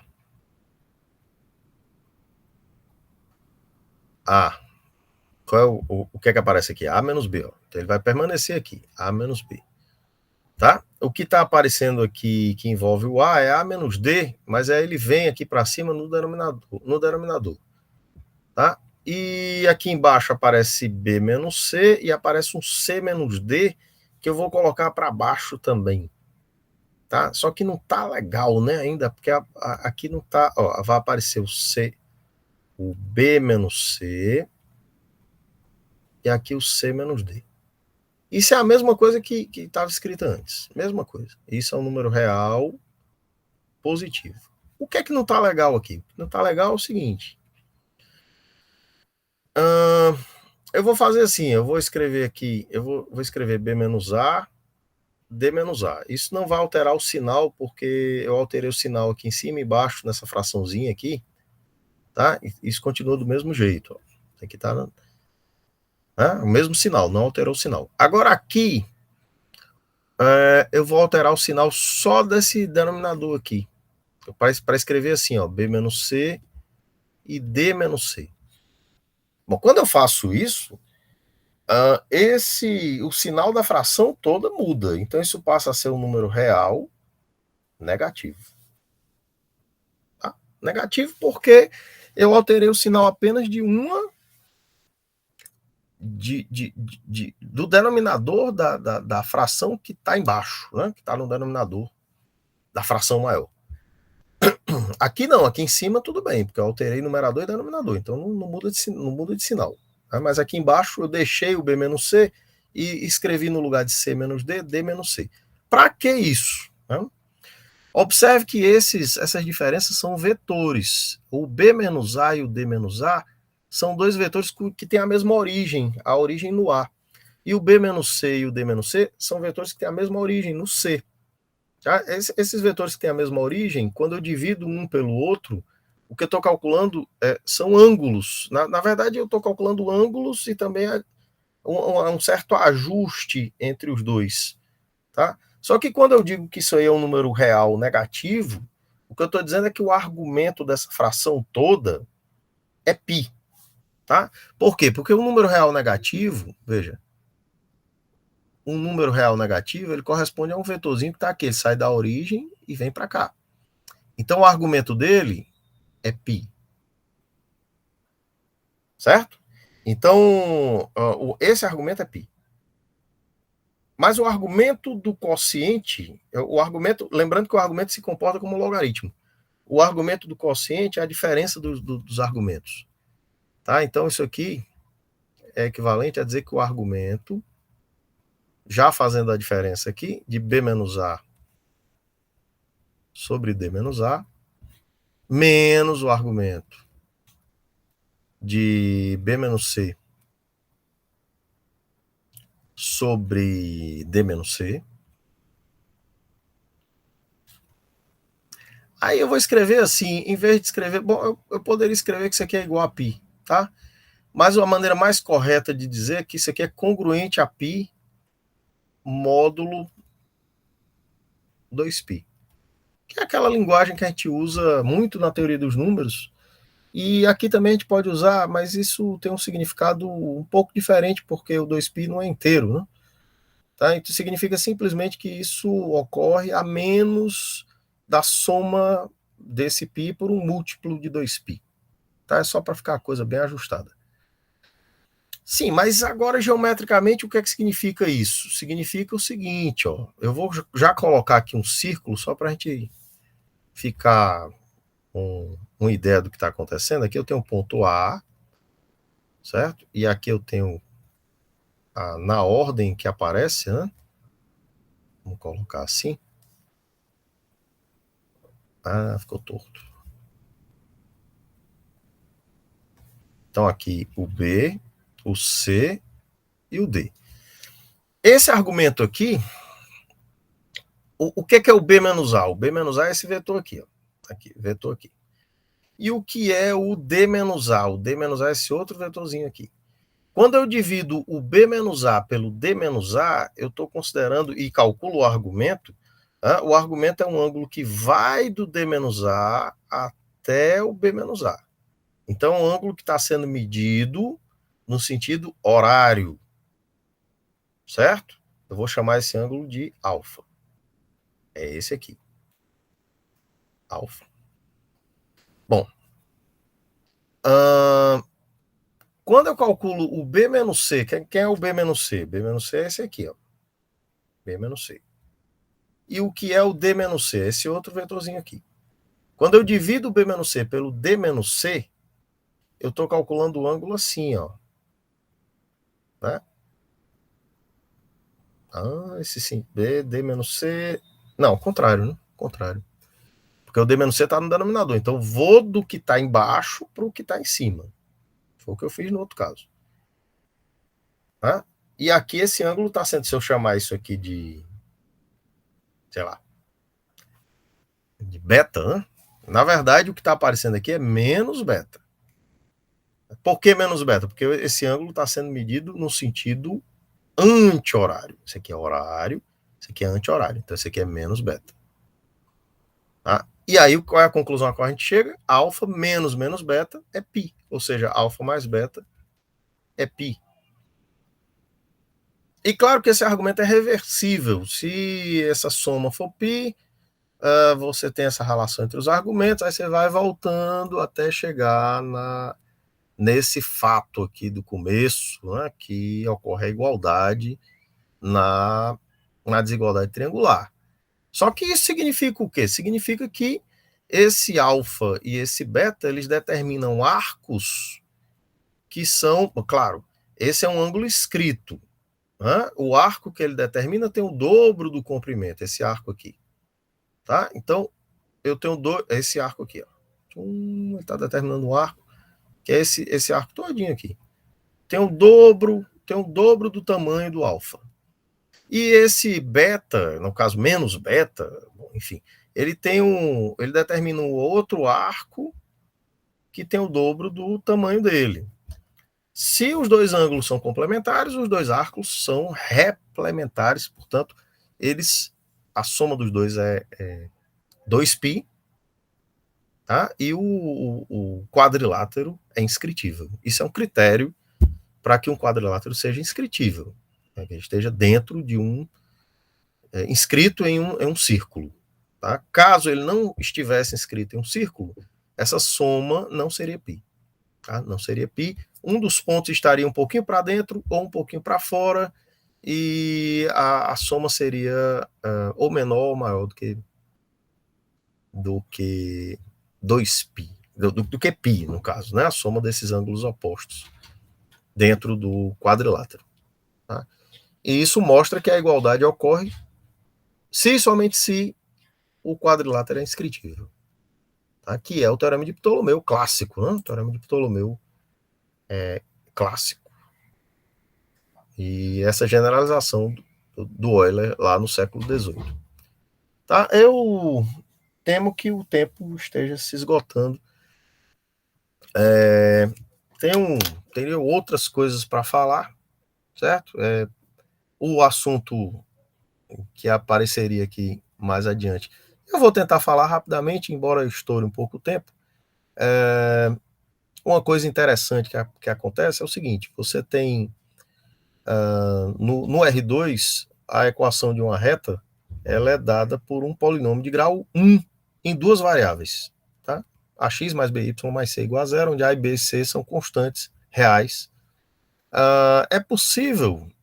Bom, um círculo também tem uma equação que a gente conhece bem, uma equação canônica, que é dada por uma expressão quadrática. Né? Então, o x aparece ao quadrado, o y também. X0 e y0 é o centro e r é o raio, o número real positivo. Usando números complexos, nós podemos expressar equações de retas e círculos com uma mesma expressão algébrica. Isso é bastante interessante. Vamos lá, sair do lugar aqui. Vamos tentar ver isso. Vai ficar um pouco rápido, né? Mas vamos lá, vamos ver. Vamos olhar para o par ordenado XY. O par ordenado XY é um ponto que pertence a um desses dois objetos, né? Um ponto que pertence a uma reta ou a um círculo. Vamos primeiro olhar a situação da reta. Olhando como um número complexo, a gente pode escrever o conjugado dele. Então, o z é x mais y, o conjugado é x menos y. A soma dos dois é o dobro da parte real. A gente já viu isso. Mas o z menos z barra é 2i y. Isso também a gente não tem muita dificuldade de verificar. Então, a gente pode escrever essa equação usando o z e o z barra dessa maneira aqui. Tá? Substituindo o x e o y por essas expressões envolvendo o z e o z barra. A gente pode multiplicar por 2i para limpar os denominadores, e fazendo um pouco de cálculos aqui, juntando as expressões, a gente obtém, e multiplica por menos i, é uma continha não muito complicada, a gente obtém essa expressão 8 aqui, essa expressão bz mais cz barra mais d igual a zero, onde, nesse nosso caso, o b é a menos bi, o c é a mais bi, ou seja, o b é o conjugado do c, e o d, que é o 2c pequeno, é o número real. Tá? Bom, no caso do círculo, a gente pode fazer uma coisa parecida, quer dizer que a gente chama o centro de Z0, um ponto qualquer do círculo de Z, e são dois números complexos. Essa expressão ela pode ser reescrita assim. Tá? Isso é o módulo da diferença do Z menos Z0 ao quadrado igual a R ao quadrado. Usando o conjugado, né? O módulo ao quadrado é o produto dessa diferença pelo conjugado. E aí a gente usa as propriedades do conjugado, separa, né, o produto. O Z0 vezes Z0 barra é a soma dos quadrados das coordenadas, x0 ao quadrado mais y ao quadrado. E a gente denotando o B e o C de uma maneira parecida que a gente fez antes, com a reta, né, a gente obtém essa expressão 9 aqui, né, que é uma expressão parecida com a outra, né? A questão aqui é que aparece esse A vezes Z vezes Z barra. Se o A for zero, essa expressão ela vira a expressão 8. No caso do círculo com o qual a gente começou, o A é igual a 1. E o B é o C barra, e o D é o número real. O B e o C, veja esses dois coeficientes do meio aqui, um é o conjugado do outro. E os coeficientes das pontas são números reais. E aí, se o A é igual a zero, a equação 9 vira a equação 8. Isso significa que, se eu considerar uma equação do tipo 9, ela pode representar tanto retas, quando o A é igual a zero, quanto círculos, quando o A é diferente de zero e sob certas condições. Né? Isso significa que essa equação ela pode descrever ao mesmo tempo retas e círculos. E isso é bastante útil. Tá? Vamos tentar ver aqui. Tem um exemplo, eu não vou fazer esse exemplo, tem uma continha aqui. Tem algumas outras coisas aqui, por exemplo, existe uma matriz associada, tá? Uma matriz cujas entradas são os coeficientes da equação, o A, o B, o C e o D. Lembrando que o A e o D são reais, são números reais, o B e o C são complexos conjugados, e essa matriz é uma matriz que a gente chama de hermitiana. O que é uma matriz hermitiana? É a matriz cuja a transposta coincide com o conjugado. Como assim? Quando a gente calcula a transposta, a gente troca linhas por colunas. Então, nesse caso aqui, como a matriz 2 por 2, a diagonal principal permanece no mesmo lugar, e eu troco o B e o C de posição. Como o B e o C são conjugados um do outro, isso é a mesma coisa de calcular o conjugado de tudo, porque o conjugado do B é o C, o conjugado do C é o B, e sendo A e D números reais, os conjugados são iguais. O conjugado de A é o próprio A, o conjugado do D é o próprio D. A gente chama esse tipo de matriz de hermitiana, é uma matriz associada à equação. E o determinante é um número real. É curioso isso, né? Porque o B e o C sendo conjugados um do outro, o produto dos dois é o módulo de cada um deles ao quadrado. Aí tem um teorema, eu não vou fazer os detalhes desse teorema. A curva é a equação de um círculo somente se o A é diferente de zero e o determinante é negativo, né? O determinante dessa matriz. A demonstração está aqui, é uma continha. Ela representa uma reta somente se o A é zero e o determinante é diferente de zero, também tem uma continha.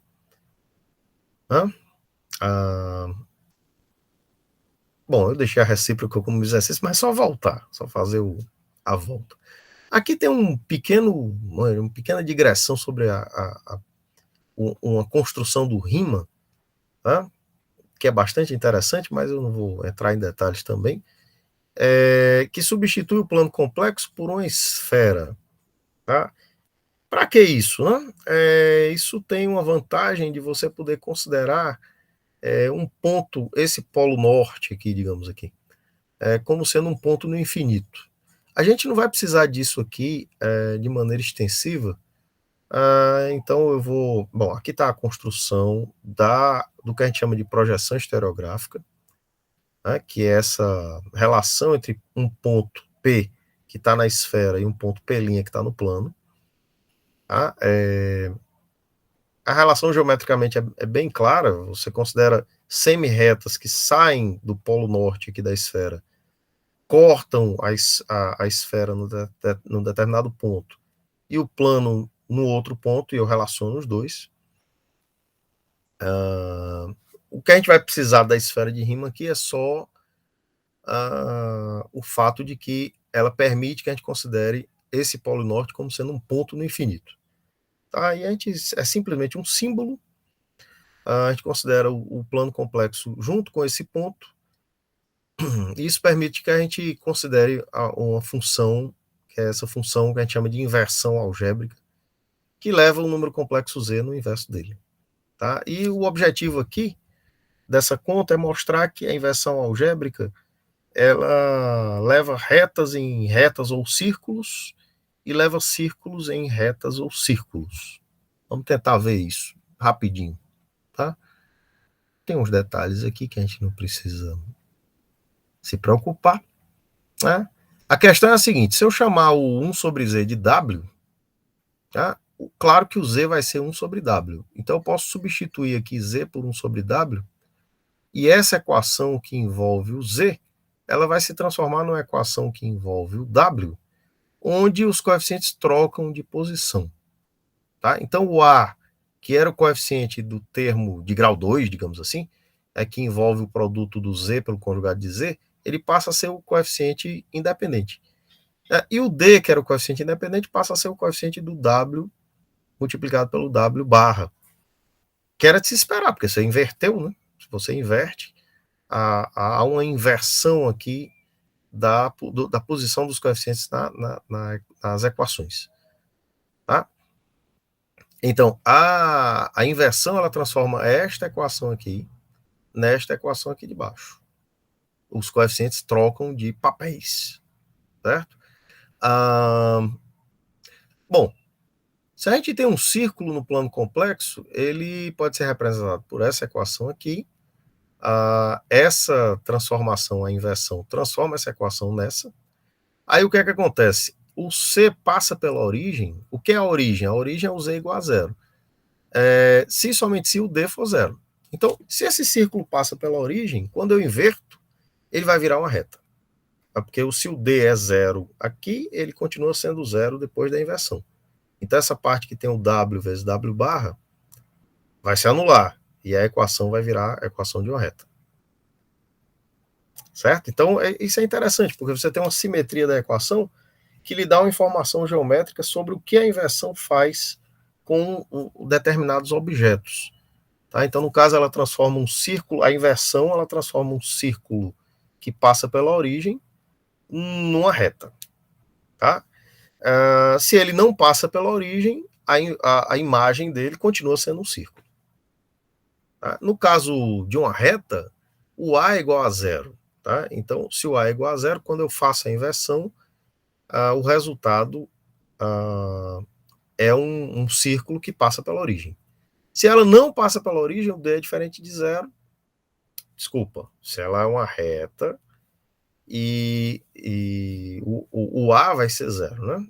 Se o A é zero, ela é transformada num círculo que não passa pela origem. Certo?